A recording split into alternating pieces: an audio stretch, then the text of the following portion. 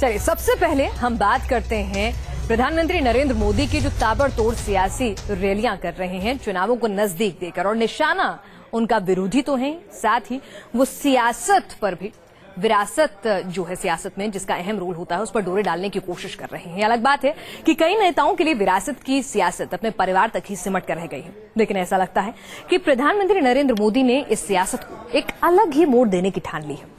वो कांग्रेस पार्टी को उसी की विरासत से मात देना चाहते हैं, और हिसार की रैली में ये पूरी तरह से साफ भी हो गया जब उन्होंने 14 नवंबर से 19 नवंबर तक, यानी कि नेहरू जी के जन्मदिन से इंदिरा गांधी के जन्मदिन तक स्कूलों में सफाई अभियान चलाने का ऐलान कर दिया। पहले पटेल की प्रतिमा बनवाने का काम शुरू किया, फिर बापू की जयंती पर स्वच्छता अभियान का आगाज किया, लेकिन अब प्रधानमंत्री नरेंद्र मोदी की नजर नेहरू और इंदिरा गांधी की सियासी विरासत को अपनाने की है। इस लोकसभा के अंतर्गत आने वाली हरियाणा विधानसभा चुनाव के लिए वो हिसार पहुंचे तो कांग्रेस के तीर कांग्रेस पर ही चला दिए। मुख्यमंत्री भूपेंद्र सिंह हुड्डा पर एक परिवार का कर्ज उतारने का इल्जाम लगाया तो 14 नवंबर से 19 नवंबर तक स्कूलों में सफाई अभियान चलाने की वकालत की। साथ ही ये बताना नहीं भूले कि 14 नवंबर चाचा नेहरू का जन्मदिन है और 19 नवंबर इंदिरा गांधी का। चाचा नेहरू जिनको बच्चे प्यारे थे, उन बच्चों को सफाई का ज्ञान दिया जाए, श्रमानुभव किया जाए, पूरे देश में इस काम को करें। और इतना ही नहीं, 14 नवंबर से 19 नवंबर तक करें। 19 नवंबर को श्रीमती इंदिरा गांधी का जन्मदिन है। चाचा नेहरू की 125वीं जयंती को सफलतापूर्वक मनाने की जिम्मेदारी भी बड़ी चालाकी से प्रधानमंत्री नरेंद्र मोदी ने कांग्रेस को सौंपी। मैं कांग्रेस के मित्रों को सविशेष आग्रह करता हूं, अब आप खाली हो गए हैं, जहां बचे खुचे हैं वहां भी खाली हो जाने वाले हो। अब आपके पास और कोई काम नहीं है तो कम से कम पंडित नेहरू के 125वीं जयंती को ढंग से मनाइए और बच्चों को आरोग्य की शिक्षा दीजिए।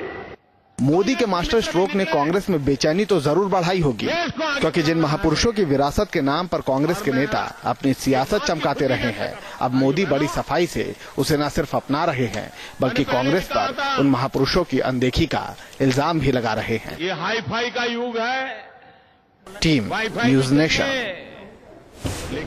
विरासत के रास्ते सियासत साधने की कोशिश करते हुए प्रधानमंत्री नरेंद्र मोदी नजर आए। कांग्रेस की विरासत अपने पाले में जरूर की तो बड़ी सफाई से मुख्यमंत्री भूपेंद्र सिंह हुड्डा पर एक परिवार का कर्ज उतारने का इल्जाम भी झटपट लगा डाला और आईएनएलडी से भी लगे हाथ दूरी बना ली।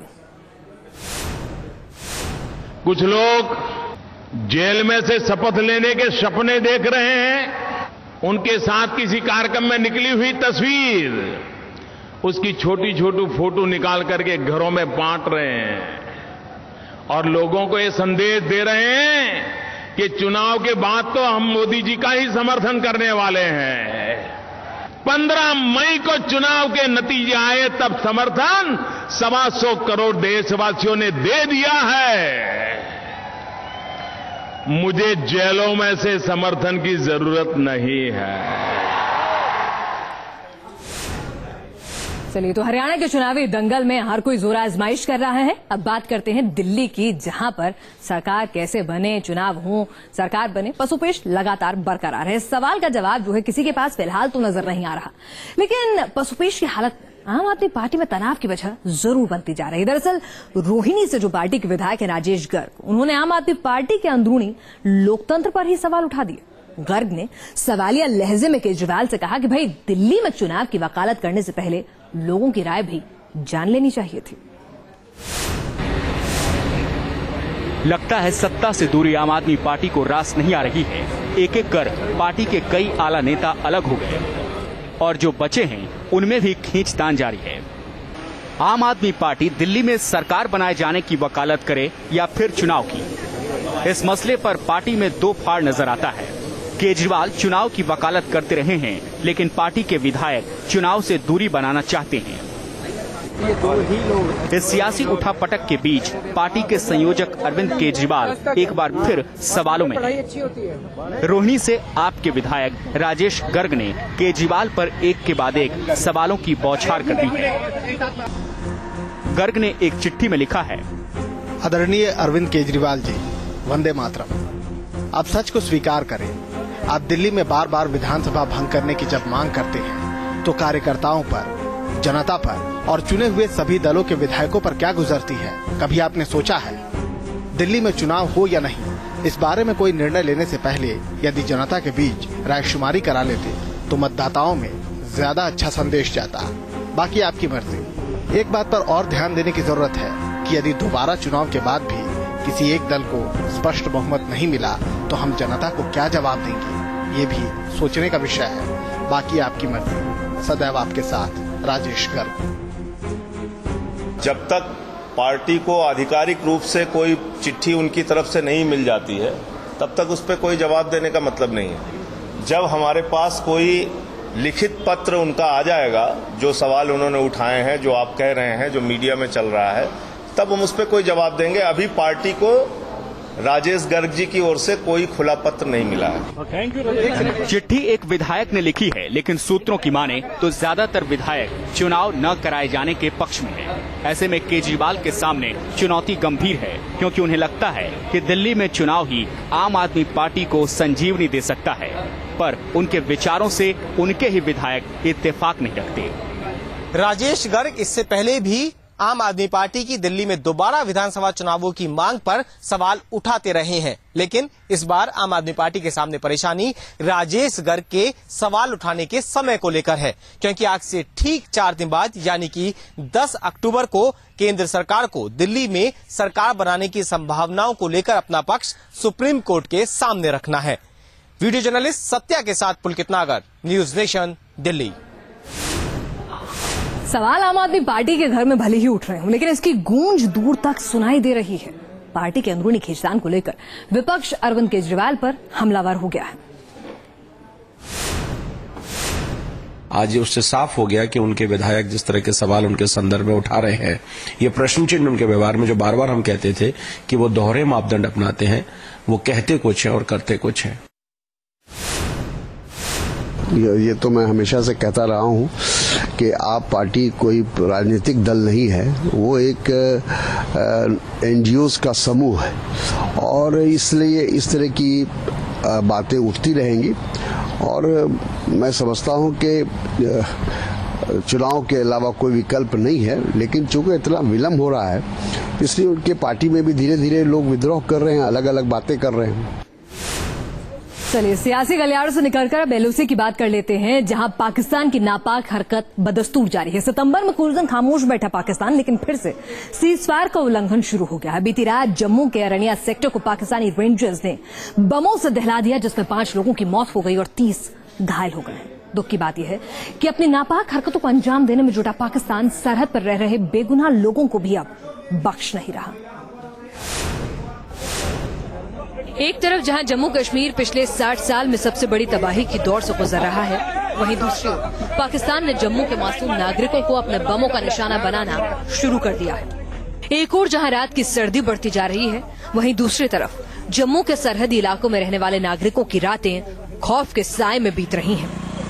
किसी को नहीं मालूम कि सीमा पार का दुश्मन कब किस गांव या कस्बे पर रात के अंधेरे में हमला बोल दे। पाकिस्तान से भारत की सीधी जंग नहीं छिड़ी है, लेकिन सीमा पर हालात जंग से कम भी नहीं। मोटार से हमले तो जंग के दौरान ही किए जाते हैं। किसी एक गांव में हुआ धमाका दूसरे गांव के लोगों को भी दहशत में भर देता है, और फिर रात के अंधेरे में ही शुरू होती है दौड़ सुरक्षित ठिकानों तक पहुंचने की। रविवार की रात अरनिया पर भी कयामत बनकर टूटी, जब पाकिस्तान की ओर से हुए हमले में 5 लोगों को अपनी जान से हाथ धोना पड़ा और 29 लोग घायल होकर अस्पताल पहुंचे। कई जानवरों की भी इस हमले में मौत हो गई। खास करके मेन टारगेट अरनिया को बनाया हुआ है। जो अरनिया गांव है, टाउन है हमारा, ये म्युनिसिपल कमेटी है और ये जम्मू कश्मीर में सबसे बड़ा गांव है। पाकिस्तान के मोटार अब सीधे लोगों के घरों को निशाना बना रहे हैं। धमाका लोगों की रसोई में हो रहा है और जान बेगुनाहों की जा रही है। जिस घर को लोगों ने जिंदगी भर की मेहनत से तिनका तिनका जोड़कर खड़ा किया था, अब वो पाकिस्तान के निशाने पर है। चप्पे चप्पे पर पाकिस्तानी हमले के निशान बिखरे पड़े हैं। फायरिंग तो बहुत ज्यादा हुई, बम ब्लास्टिंग बहुत ज्यादा हुई सर, जिसकी वजह से हमारा बहुत ज्यादा नुकसान हुआ है सर। हमारे 3 छत फाड़ के नीचे चले आया बम। हम लोग डर की वजह से हम लोग अंदर भागे। बच्चा छोटा था, 10 दिन का बच्चा था, तो हम लोग अंदर भागे। बॉर्डर पर बीएसएफ के हाथों मुंह की खाने के बाद पाकिस्तान निशाना अब सिविलियंस को बना रहा है। पाकिस्तानी हमले से डरे और सहमे लोग अब सुरक्षित ठिकानों की तलाश में अपना घर छोड़ने को मजबूर हैं। Team news nation. पाकिस्तान की इस नापाक हरकत पर देश के रक्षा मंत्री अरुण जेटली ने भी सख्त रुख अपना लिया है। उन्होंने चेतावनी दी है कि ऐसी हरकतें दोनों देशों के रिश्तों में और ज्यादा कड़वाहट पैदा कर देंगी और हिंदुस्तान इसे किसी भी हाल में बर्दाश्त नहीं करेगा। पाकिस्तान को यह समझ लेना चाहिए कि इस प्रकार के आचरण से दोनों देशों के संबंध सुधरने में वो स्वयं रुकावटें पैदा कर रहा है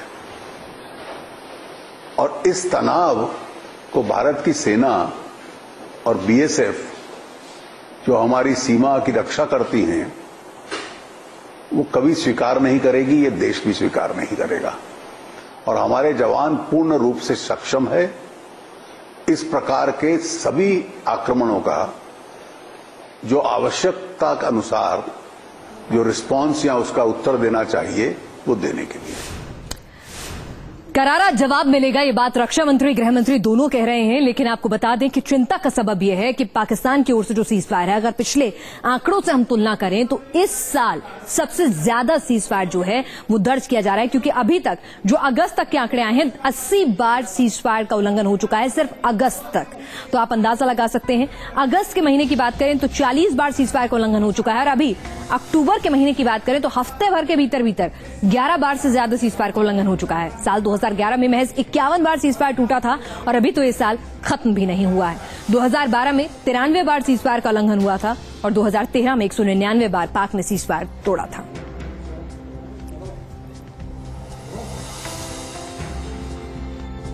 चलिए फिलहाल रुक रहे हैं और आगे आपको दिखाएंगे न्यूज नेशन की मुहिम रंग लाई और किस तरह से 3 साल की मासूम जाह्नवी घर लौटी।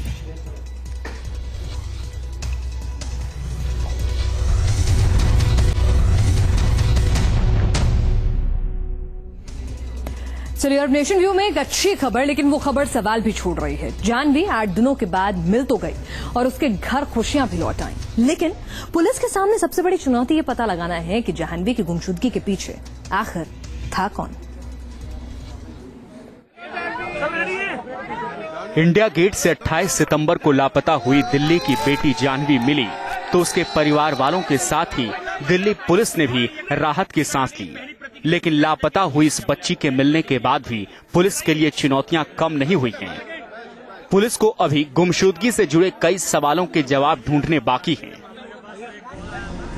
जहां जाह्नवी मिली वहां लगे सीसीटीवी कैमरों की फुटेज खंगालकर पुलिस को ये पता लगाने की कोशिश करनी होगी कि आखिर जाह्नवी को कौन छोड़ गया। जाह्नवी के सर्च अभियान में लगे दिल्ली पुलिस के आला अफसरों की टीम के हाथ अब तक कोई सुराग लगे या नहीं। जाह्नवी के गले में लटकाए गए पेज पर जाह्नवी के पिता का नाम और उनका फोन नंबर लिखा हुआ था। ऐसा कोई जानकार शख्स ही कर सकता है। ऐसे में पुलिस ने इस एंगल पर जांच की या नहीं। जिस शख्स ने पुलिस और घर वालों को फोन किया था उस शख्स से पुलिस की पूछताछ से पुलिस को कोई सुराग मिले या नहीं। अलबत्ता पुलिस इस मामले में जांच कर जल्द ही असलियत तक पहुंचने का दावा जरूर कर रही है। मैं आपको बता रहा हूँ कि अभी इन्वेस्टिगेशन जारी है, बट डिटेल्स प्रिलिमिनरी डिटेल्स हैं। पर इतना ही है कि बच्ची रिकवर हो गई है और इसी जगह यहाँ से रिकवर हुई। घर वापसी के बाद जाह्नवी एकदम नॉर्मल है। जब वो मिली तब भी उसने वही कपड़े पहन रखे थे।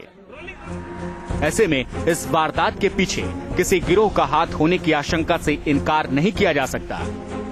मीडिया में इस वारदात की कवरेज और पुलिस या कार्रवाई के दबाव में भी बच्ची को छोड़ा गया होगा। वहीं अगर किसी जानकार शख्स ने ये करतूत की तो इसके पीछे का मकसद क्या था। हालांकि जाह्नवी के परिवार वालों ने किसी पर शक नहीं जताया है। बावजूद इसके पुलिस के सामने भी कई सवाल खड़े हैं जिन्हें सुलझाने के लिए अपनी जांच का दायरा बढ़ाना होगा। Team news nation. तो नेशन व्यू में आज के लिए बस इतना ही। देश और दुनिया की हर खबर के लिए आप देखते रहिए न्यूज नेशन।